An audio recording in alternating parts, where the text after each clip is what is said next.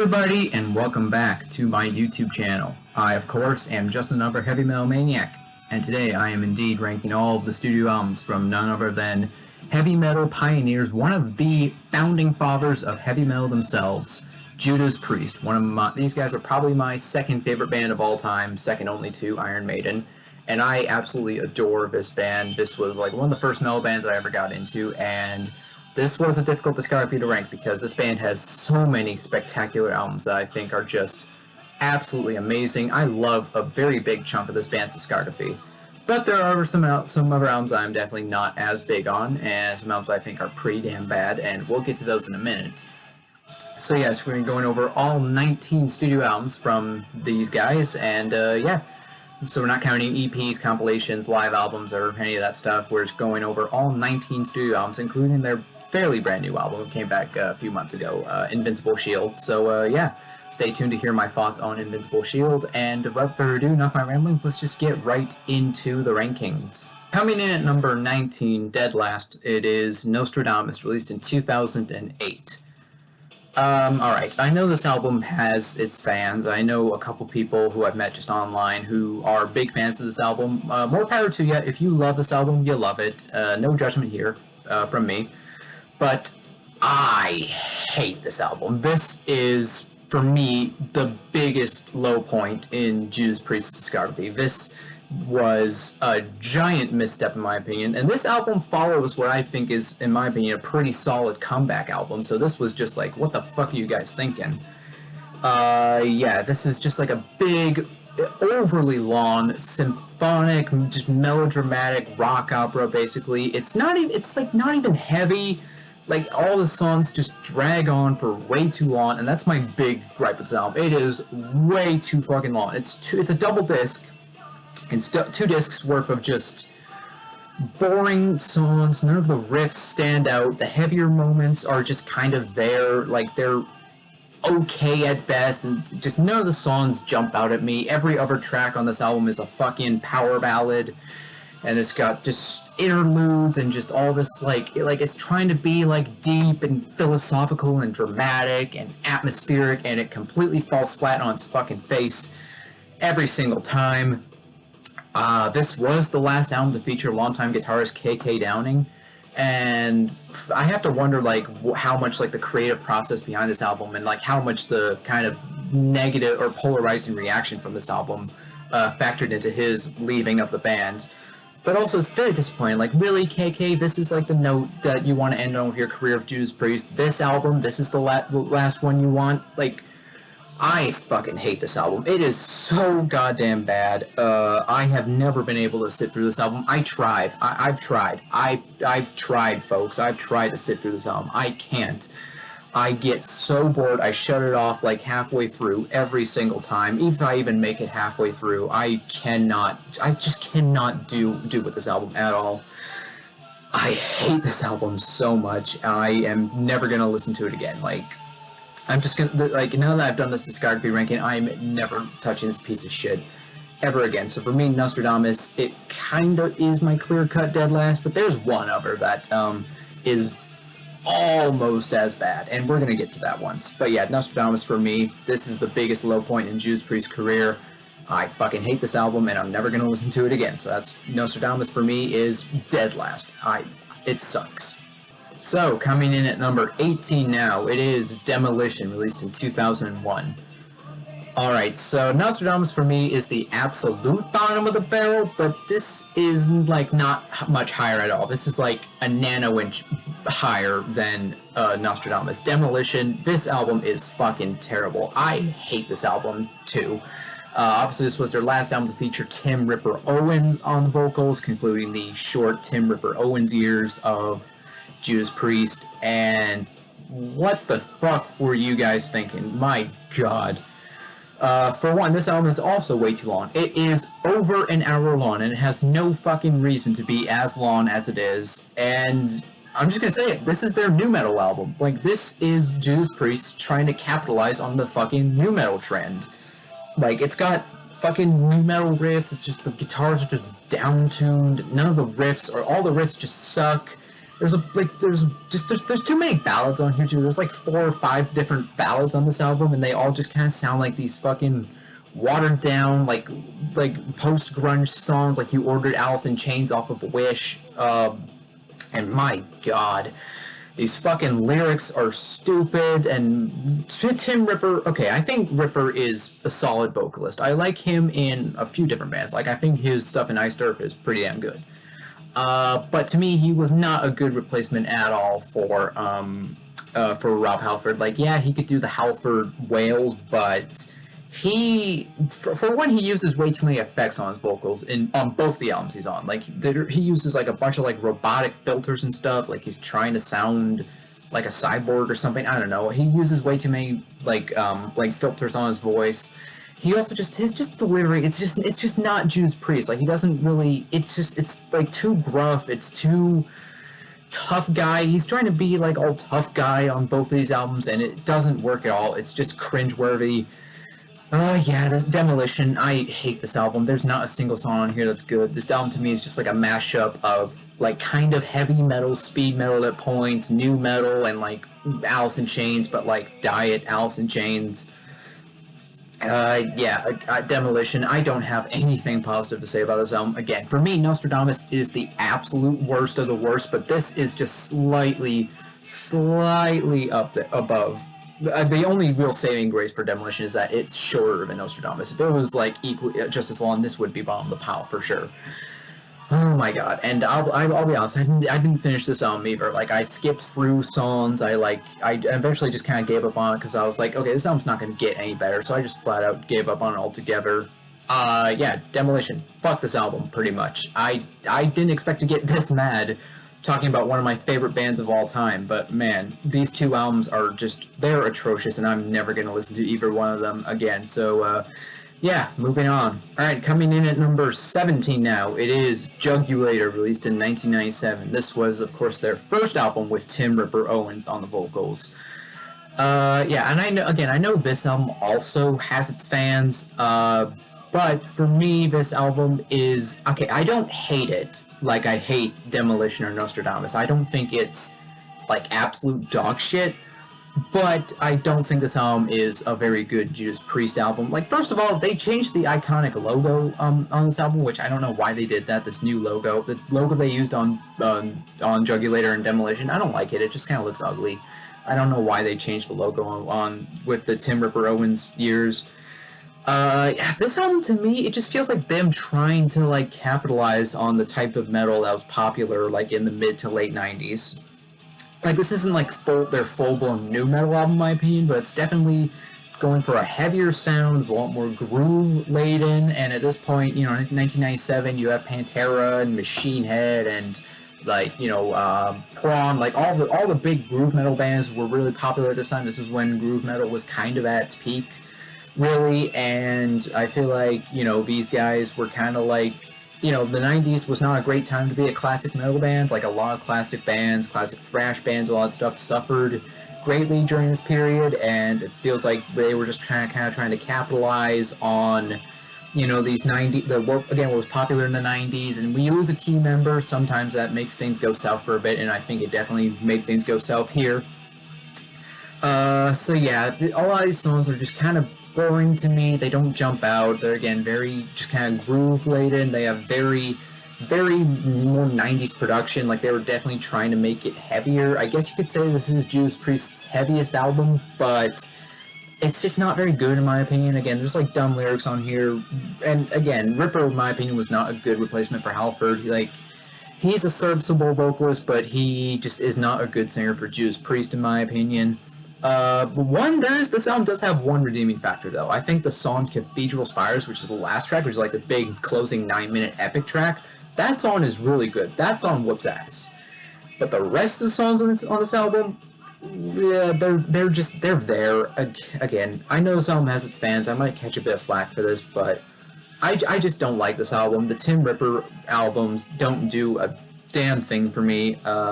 Other than Cathedral Spires, I'm not going to return to this album very often, if ever. So, yeah, Jugulator for me, it lands at number 17. It's not the worst they ever did, but it's still not great either, in my opinion.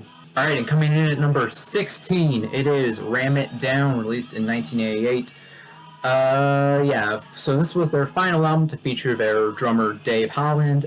No, we're not going to get into the fucking horrible things that he did. If you know, you know. If you don't, just look it up. We're not going to get into what he did here. And, yeah, of their kind of more classic era, I think this is probably their weakest album. For one, most of the tracks on here use a drum machine, for whatever reason, which, yeah, okay, Dave Holland was not, like, the most creative or most inventive drummer on the planet, but I don't feel like there's anything on this album that he, like, couldn't play. So, yeah, they use a drum machine on most of these tracks for whatever reason. I don't know why. It sounds like shit. It's not a good sounding drum machine. And again, this album is just kind of it's very just kind of poppy, kind of glammy. Like, some of the songs, like, are just kind of like these dumb kind of arena stompers that just aren't very good in my opinion.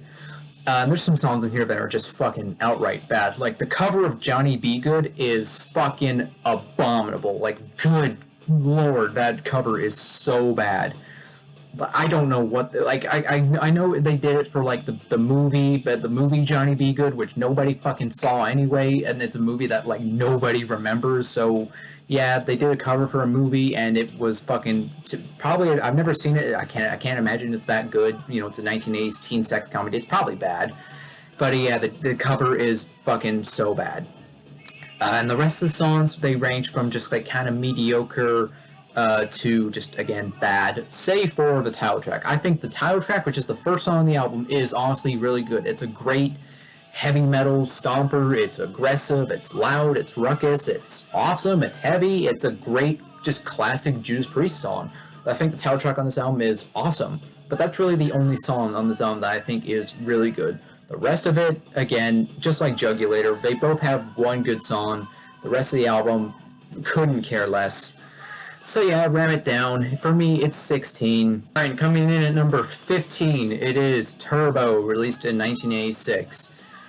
Yeah, Turbo, again, this album has its fans. I'm just not one of them. This album isn't, like, terrible in my opinion, but it's not good. It's not that great either. This was their big attempt to capitalize on the whole glam metal market. This album is very synth heavy. Like, there are a lot of synthesizers on this album, like more than any of their other releases by far. And I call this album Judas Leopard just because it reminds me a lot of, like, the glam era of Def Leppard at points. Like, it reminds me a lot of, like, Hysteria, which I don't like. I'm already not a Def Leppard fan in the first place. Even the early stuff, I just don't like it. I hate Hysteria. I think that album is just flat out terrible, and Pour Some Sugar on Me, I never want to hear that song again. But anyways, getting back on track. Yeah, I'm just not a big glam metal person in the first place. I've said that before a few times on this channel. I just don't really like glam metal. And this isn't, like, the worst glam metal album I've ever heard, but it's just still not very good in my opinion. Like, some of the songs are, like, they have decent moments, but usually there's something about them that just kind of annoys me. Like, the song Parental Guidance is one of the stupidest songs this band's ever written. I just flat out hate that song. And again, it's just too many synths for my taste. I'm not a big fan of, like, synthesizers in metal anyway, and this album they're just fucking all over the place, and I don't like the synths on this album. Yeah, Turbo, I don't think it's, like, dog shit necessarily, but I'm not going to return to it really that much, because, again, if I want Judas Priest, I'm going to listen to other Judas Priest albums. This is just kind of a weird, you know, again, bands kind of try to do different things, and, you know, sometimes bands experiment, and it doesn't always work out, and in this case, I don't think it worked out very well at all. So yeah, Turbo, not for me at all. Alright, coming in at number 14, it is Point of Entry, released in 1981. Alright, now I'd say we've kind of gotten out of the realm of albums that I would just kind of flat out say I don't like, and now all these albums from here on I think I like, even though there's some I definitely like more than others. Point of Entry, it's number 14, which is pretty low on the list, but I do like a few songs on this album. This album has some really good songs on it. Like, Heading Out to the Highway is one of my favorite Judas Priest songs. I absolutely love it. It's a perfect, like, driving song. Perfect song to just be, when the sun's out, roof down, driving along the highway. It's fucking awesome. I also love Desert Plains. That's an awesome song. Solar Angels is really good too. But a lot of the songs on this album kind of sound to me a bit just, I guess uninspired would be the word for it. Like, it feels like they were kind of trying to strike when the iron was still hot, because this is obviously the album that came out after British Steel, which was a monumental success for them. Like, that was the album that really catapulted them into, you know, the, like, superstardom, basically. And it feels like they were, again, trying to strike while the iron was hot, and they tried to go for more accessible songs. Like, they were trying to focus more on writing, like, catchy melodies and stuff, but it just doesn't really work, in my opinion. Like, a lot of the songs on here just kind of fall flat, in my opinion. Like, You Say Yes and Troubleshooter and, like, couple others, I just don't really like those songs very much. They're just kind of bland, boring, generic rockers, really. So yeah, Point of Entry, it has some really strong songs on it, but as a whole, it's not a very strong album, in my opinion. And again, I love the 3 songs I mentioned. The 3 songs I mentioned are absolutely fucking amazing. The rest of the album, I'm probably not going to return to very often. And, you know, if I want Judas Priest, I'm going to listen to other albums instead. So yeah, Point of Entry, I don't think it's terrible, but for me it's number 14 just because they have other albums that are way stronger than this. Way stronger. Alright, and coming in at number 13 now, it is Redeemer of Souls, released in 2011. So this was their first album with guitarist Richie Faulkner, who is now their current guitarist, and he was obviously the replacement for KK Downing, so this was the first album without KK Downing. And Redeemer of Souls, I like this album. There's some really good songs in here. I think the opening track, Dragonaut, is pretty good. House of Valhalla, pretty good too. Swords of Demicles, however you say it. That's really good. Down in Flames, I think, is a banger. But this album just kind of has a few things that kind of holding it back from, like, being up there amongst my favorite Priest albums. For one, I feel like it is kind of too long. It's over an hour long, I believe. It's like an hour and some change. I feel like you could have cut off a few of the tracks on this album, and you really wouldn't have. You really wouldn't be missing, like, that much. But also, like, you know, just kind of the same thing with Point of Entry, where a lot of these songs just don't jump out at me as much. And those songs I mentioned, I think, are really good. But the rest of the songs, while I don't think they're necessarily, like, terrible, and they do sound more inspired than Point of Entry, they're just not, like, really heavy hitters. I think they kind of bring back kind of a bit more, like, a Sabbath-y vibe on some of the songs, which I think is kind of cool, but it's also a little odd, and it doesn't really fit sometimes. I don't know. This album is kind of just I don't know. I feel like I should like this album more, but it's just number 13 for me, just because I think it's good. I just don't think it's, like, super strong. It's not a real, gut puncher like some other albums. So yeah, Redeemer of Souls, I think it's good, and it has some really good songs on it, but it's number 13 just because there's other albums I like more. Alright, and coming in now at number 12, it is their 1974 debut album, Rocka Rola. A couple of things to note about this album. For one, this was their only album with drummer John Hinch, who he puts in a serviceable performance, I guess. I don't know. The drums on this album are definitely a little sloppy at points, and it's not the best drum performance this band has had, not by a long shot. And also, this is kind of like the only album in Judas Priest discography that I would just kind of, like, flat out say isn't really a metal album. Like, this is kind of more just like a heavy blues rock album.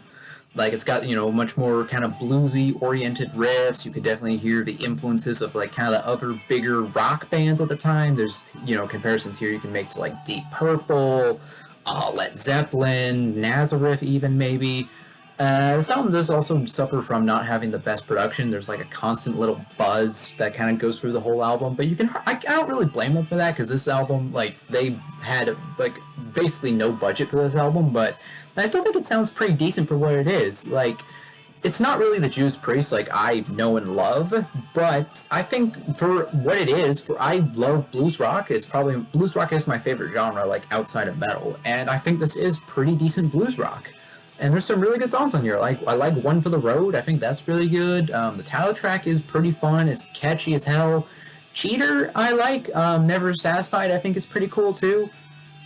Yeah, this album is not... It's not the Judas Priest that we all know and love. And, again, it's kind of more of just like a heavy blues rock album as opposed to a heavy metal album. But I still think it's honestly pretty good. Yeah, so yeah, for me, it's number 12. I think it's pretty decent, honestly. And yeah, they did recently kind of reissue it slash remaster it, I guess. And I did listen to it, and it does sound way better. Like, I think they fixed kind of the production issues on a little bit, and they helped, you know, polish it up and make it sound better. So, yeah, Rocka Rola, but it's a pretty decent album in my opinion. Not the best start for this band, maybe, but a decent album nonetheless. Alright, and coming in now at number 11, it is Angel of Retribution, released in 2004. This, to me, was kind of a really solid comeback album after the fucking disaster that was Demolition. Yes, obviously this is the album where they got Rob Halford back in the band after he was gone from the band at this point for 14 years. And yeah, he sounds absolutely great. Rob Halford is obviously, without a doubt, one of the greatest, like, not just metal vocalists, like, just greatest vocalists of all time. He still sounds amazing to this day, and we'll get to that a little bit further on. But yeah, Angel of Retribution, I think this is a pretty killer album. Again, a great solid return to form after the questionable stuff with Ripper. And there's some really banging songs on here. Judas Rising, I think, is a really cool song. I like Deal with the Devil quite a bit. Wheels of Fire, I think, is a banger. Hell Rider. But kind of the big standout on this album, though, really, is Loch Ness, which is this big 13-minute closer. It's kind of like doomy. Like, I don't know. I really like Loch Ness. I think that song is really, really awesome. Yeah, Angel of Retribution, like I said, this is a pretty killer comeback album. It's just number 11 for me, just because... again, I don't think it's as strong as some of their other albums, and, like, again, those songs I mentioned are awesome, especially Loch Ness. Like, Loch Ness, I felt like was really cool, unique, and ambitious for them. Like, again, this big 13-minute kind of almost doom metal song at points. I don't know. Again, that song is awesome. That song alone is enough to make me want to come back to this album. But yeah, Angel of Retribution, this is a pretty solid album in my opinion. It's just number 11 just because, again, other albums that I think are stronger. But I would happily return to this one, without a doubt. Alright, and coming in at number 10 now, it is, well, this album has two different titles, and it changes depending on which version you have. If you have the UK version, it's known as Killing Machine, but if you have the US version, you will know it as Hellbent for Leather. And it's released in either 1978 or 1979, again, depending if you have the UK or US version. Yeah, this album... Again, I like this album, but to me it kind of feels like they were trying to be a little bit more accessible, like, with this album, which isn't necessarily a bad thing, because they still managed to write some really killer songs on here. Like, Delivering the Goods is an awesome song, Hellbent for Leather I really like. They do a great cover, which Judas Priest has some amazing covers, and they do a great cover of the Green Manalishi, which I talked about in my my video about 5 cover songs that are better than the original, so go watch that if you want to hear my full thoughts on that. It's an awesome song in my opinion. I like Running Wild a lot, Evil Fantasies. Yeah, so this album has some really good songs on it. It's just got a couple duds on it, in my opinion. I'm not a big fan of Before the Dawn, which is just kind of like this very soft, mellow acoustic ballad. I don't really care for that song. It's just not that great, in my opinion. But kind of the big one I don't like on this album is Take on the World. Take on the World, outside of that, other than like that cool tribal kind of drum groove that opens up that song, it's just kind of like this, I don't know, like arena rock, like, I don't know, like they're trying to write a We Will Rock You, just kind of like arena stomper, but they didn't capture the magic of We Will Rock You, really. So, yeah, Take on the World, I just really don't like that song. That's kind of the main thing that really drags this album down for me. But otherwise, I think this is a really solid album. Of course, this was their last album with drummer Les Binks, which they should have kept him around longer because he was a hell of a drummer. And, yeah, really not much else to say. Number 10, Hellbent for Leather, I think it is pretty good. It did crack the top 10. It's just for me, there's other albums that I think are better. And again, those couple songs that I don't like on it, those are the kind of the big things that kind of drag this album down. And coming in at number 9 now, it is their newest album, released just this year, Invincible Shield. I'm still kind of like blown away at how good this album is. Like, this band at this point has been releasing albums for 50 years. Like 5 decades worth of heavy metal. And they sound like young. They sound inspired, and they sound like just the creative juices are flowing. Like, it's crazy. Rob Halford is 72 years old, and he does not sound a day over 40 on this album. It's insane. He is such an amazing vocalist. I love Rob Halford. And yeah, there are just some absolutely amazing songs on here. Panic Attack is awesome. Serpent and the King. Gates of Hell is such a banger. I love Crown of Horns too.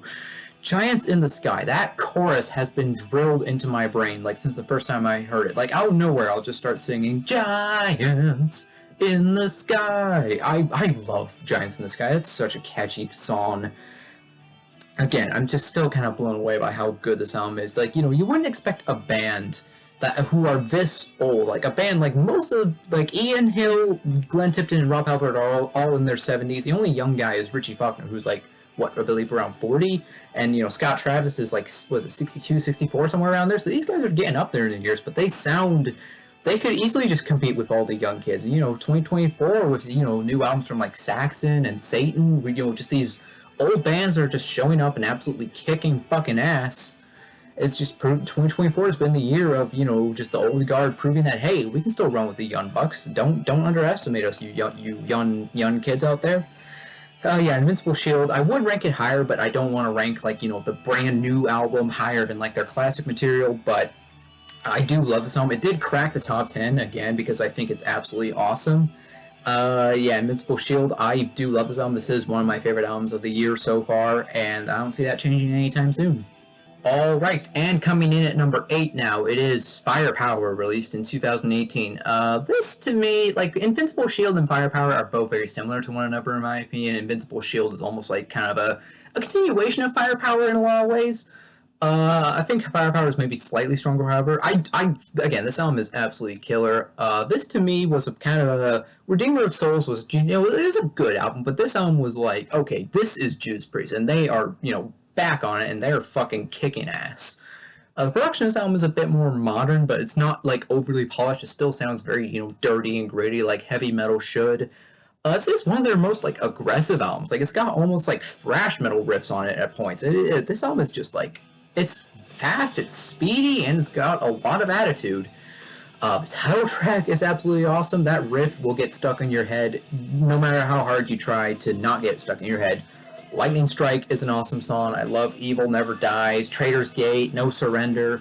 I love, like, pretty much every song off of this. Again, it's kind of mind-blowing. Like, really, this is, like, again, these guys, like, were, again, granted, they were slightly younger when they made this album, but again, these guys were getting up there in years, and this is an absolutely amazing album, in my opinion. I love it. This is one of my favorite, like, album releases out of the past 10 years, and yeah, this album easily beats out a lot of their classic albums, in my opinion. Yeah, Firepower, I really dig this album. Yeah, so yeah, for me, it's number 8. Alright, and coming in now at number 7, it is British Steel, released in 1980. This was the first album with drummer Dave Holland after Les Binks left the band. And again, not getting into what he did.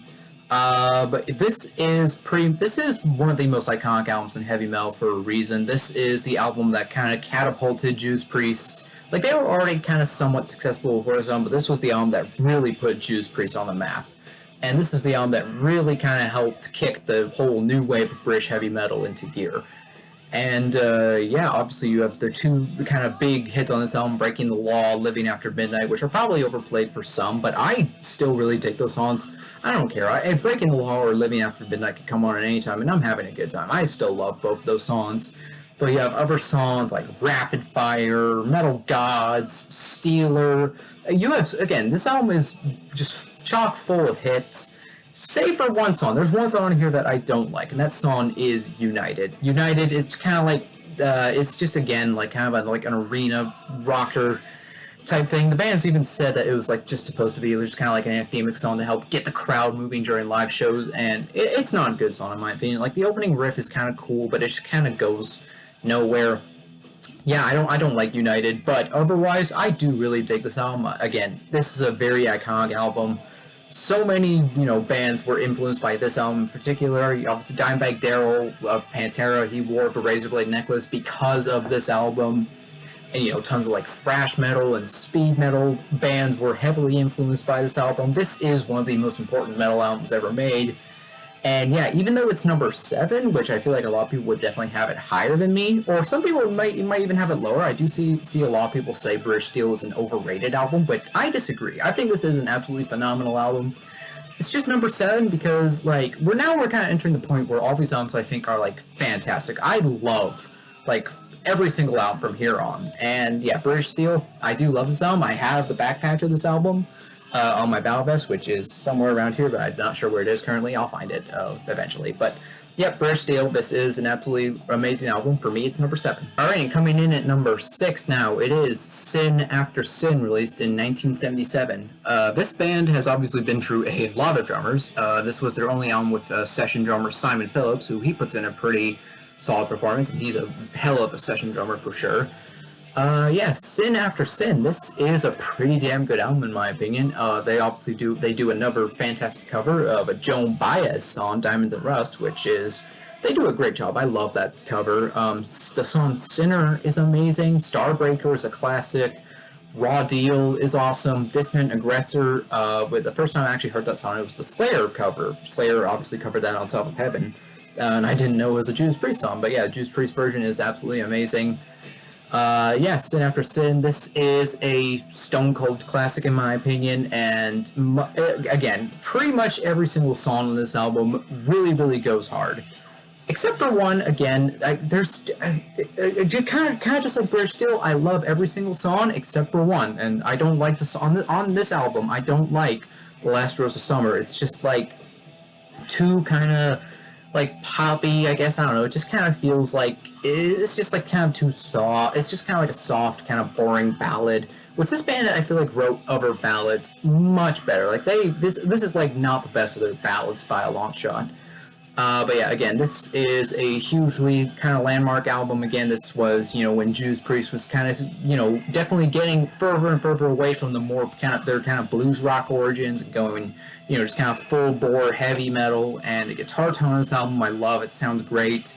And yeah, again, just great riffs. Rob Halford, he sounds amazing on this. Again, Simon Phillips puts in a killer drum performance. Yeah, I love this album. It's number 6 for me. I do want to rank it higher, but it's, you know, this band has so many goddamn amazing albums, so for me, Sin After Sin lands at number 6. My number 5 choice is Sad Wings of Destiny, released in 1976. This is kind of where Judas Priest really became Judas Priest, in my opinion. Again, with Rocka Rola, they kind of started off as more of a blues rock band, but on this album, they made the shift into heavy metal. This is one of the most important albums in the history of heavy metal. This is an absolutely essential album. This is like right up there with like the first 4 Black Sabbath albums, in my opinion, just in terms of how important and essential it is.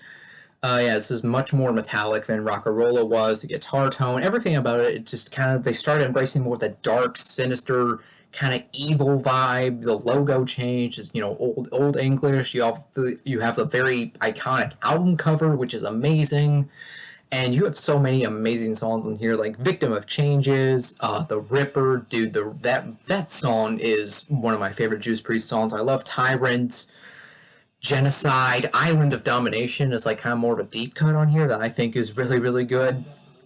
Yeah, Sad Wings of Destiny, this is an absolutely incredible album. Again, one of the most important albums in the history of heavy metal. I do really love this album, and yeah, it's only number 5 just because there's a few albums that I think are slightly better, but I will happily jam this album over and over again. Every single one of these songs hits. There is not a single weak moment on this album. This was their only album with drummer Alan Moore, I should mention, which, yeah, again, this band's been through a lot of drummers, and yeah, obviously Spinal Tap, not Spinal Tamp. Spinal Tap was making fun of them, you know, when they were talking about, you know, all their drummers that died, they were specifically making fun of Judas Priest, which is pretty funny.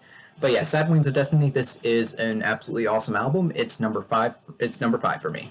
Coming in at number 4, it is Screaming for Vengeance, released in 1982.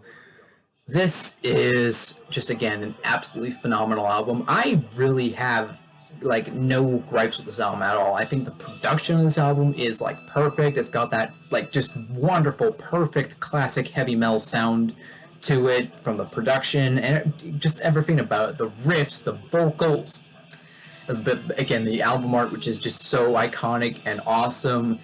And you have so many just incredible songs on here. Electric Eye is one of Judas Priest's most iconic songs. It's a staple in their live concerts, and yeah, that is one of my favorite Judas Priest songs. I love Riding on the Wind. That's amazing too. Bloodstone has a great chorus. It's just so goddamn catchy. And speaking of like more of like kind of more ballady tracks, Take These Chains I think is one of their better, more ballad tracks. I love Take These Chains, honestly. It's like ballady, but still fucking heavy. It's got a great riff on it.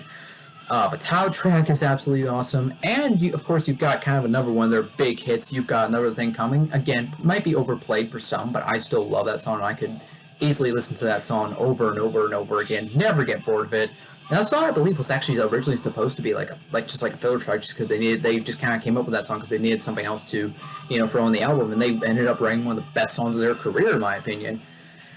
Yeah, Screaming for Vengeance, this is a stone-cold heavy metal classic, without a doubt. I absolutely love this album. Again, I have, like, pretty much zero gripes with this album, so, yeah, for me, it's number 4. I absolutely love it. My number 3 choice is Stained Class, released in 1978. This was, of course, their first album with Les Binks on the drums, who he puts in an absolutely killer performance. And this is my favorite of their 1970s catalog. I love this album. Again, this is an absolutely phenomenal album, in my opinion. This is, again, one of the most important albums in heavy metal. This is like proto-thrash and like speed metal at that point. It's like the opening track, Exciter. Like, so many bands, like thrash metal and speed metal bands, were influenced by that one song alone. In fact, the band Exciter took their name from that song, which, that song is just, like, speedy, fast, one of the heaviest songs of its day, for sure. You have other amazing songs like White Heat, Red Hot, I love. The cover of Better By You, Better Than Me, which was originally done by Spooky Tooth, is awesome. Saints in Hell is a riffy bastard of a song. And you have kind of another more ballady track, Beyond the Realms of Death, which I love. Even though it's ballady, it's still very heavy. Again, it's just kind of that cool, dark, sinister vibe, but still kind of depressive and epic. And that song is amazing. Heroes End is awesome too.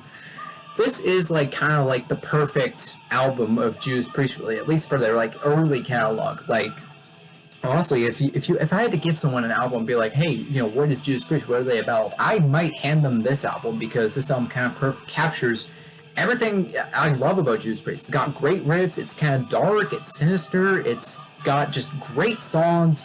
Rob Halford, his vocals are chef's kiss on this album. He sounds amazing, and yeah, really not much else to say. I've now been repeating myself with these past few choices, but I do just genuinely love this album. I will continue to listen to this album until probably the day I die. And yeah, this is an absolutely just phenomenal album in my opinion. And yeah, Stained Class, it's my number 3. Alright, and coming in at number 2, it is Defenders of the Faith, released in 1984. This album is, again, absolutely incredible. I just flat out love this album. This is another album that I kind of have no gripes with at all. I've seen some people say that they don't like the last 3 tracks on this album, but I do. I think the last 3 tracks on this album are honestly good. Like, yeah, maybe the little kind of like them like splitting up Heavy Duty and Defenders of the Faith was maybe like a little kind of pointless. You could have just kind of combined that into one song and really nothing would be lost. But I think the last few tracks are good. But the songs here that fucking hit hard. Dude, Free Will Burning, Jawbreaker, Rock Hard, Ride Free, The Sentinel. My god, The Sentinel is so goddamn amazing. You have the song Eat Me Alive, which is, again, a riffy bastard of a song. And obviously that song infamously featured on the PMRC's list of the Filthy 15, songs that they thought were bad for the youth or whatever the fuck. And then, of course, Dee Snider came along and absolutely fucking destroyed them in a hearing, which, yeah, love Dee Snider. I actually do like Twisted Sister. But anyways, getting off track. Anyways, Eat Me Alive is an amazing song. Some Heads Are Gonna Roll is, again, catchy. That riff is so amazing.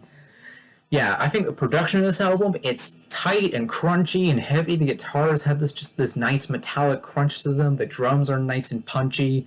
Rob Halford, again, amazing vocalist. This album, these top 5 albums I really have zero gripes with. Like, I have nothing bad to say about any of these albums. I think they are just masterworks, masterclasses in heavy metal. Like, these albums embody the spirit and they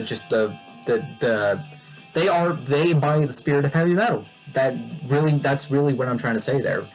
And yeah, Defenders of the Faith, again, great, iconic, lovely album cover. And yeah, this is an absolutely amazing album in my opinion. It's my favorite of their 1980s catalog. It's number 2 just because there's one that slightly, ever so slightly beats it out. But yeah, Defenders of the Faith, absolutely phenomenal album. Alright, and my number 1 Judas Priest album, it is Painkiller, released in 1990. This, of course, was their first album to feature drummer Scott Travis. And what a fucking way for him to make an entrance. That drum intro on Painkiller is, like, maybe the greatest drum intro of all time, as far as I'm concerned. And also, the song Painkiller, to me, that is, like, the perfect heavy metal song. That is, like, the greatest heavy metal song of all time, in my opinion. That song captures everything we all love about heavy metal, in my opinion, and it is fucking perfect. Again, I have zero gripes with this album. The production of this album sounds phenomenal. It is speedy, it is aggressive, and it is heavy. It's got just, but so epic, triumphant. It's got great riffs, and yeah, dude, Hell Patrol, All Guns Blazing, Between the Hammer and the Anvil is such an amazing song. Touch of Evil is like kind of the darker, moodier, almost kind of ballady track, you guess you could say, but it's not like Last Rose of Summer or Before the Dawn. Like, it is a dark, sinister, brooding song. I absolutely love that song. One Shot at Glory's got one of my favorite Judas Priest riffs on it. Yeah, I absolutely love this album. This is currently like my second favorite album of all time. This was kind of my clear-cut number 1, and again, I love like most of these albums, but this album to me has always just kind of stood out as being truly exceptional, just incredibly well written. Every single riff, every single song on this album stands out, and again, I have zero gripes with it. Scott Travis is, in my opinion, the best drummer this band ever had. He is fucking phenomenal. Rob Halford, this is like one of my favorite vocal performances by him, and yeah, really not much else to say. I fucking adore this album. This is one of the most important albums, like, in terms of me getting to know. This was such a huge album for me, and this album will always hold a special place in my heart. This is a desert island album. If someone was like, you know, the stereotypical question of, oh, if you only had the 3 albums to take with you on a desert island, this is one of them. This is one of them. This is like one of the albums I'm taking with me to a desert island. Yeah, I love this album. Painkiller, it is my number 1. And, well, that about does it. If you made it to the end of this video, you are awesome, and I appreciate you. Do consider hitting the thumbs up button, leaving a like if you enjoyed this video. Leave a comment down below. Tell me, do you agree with my rankings? Do you disagree? Let me know. Do consider subscribing as well, because I do have a lot more content coming your way. And now, I am going to be putting up a poll. I'm going to be putting up a poll of 4 different metal subgenres, and I want you, the people, to vote on which subgenre you would like me to see a cover for next discography ranking, and whichever subgenre wins that poll, I'll select 4 bands from that subgenre, and then put up a second poll, and whichever band wins that poll, I will do a discography ranking for. So yeah, I'll be putting up a poll shortly after this video is uploaded. And like I said, that about does it. I, of course, am just another heavy metal maniac. I'll see you all sometime in the future. In the meantime, all of you take care and have a fantastic day. Goodbye.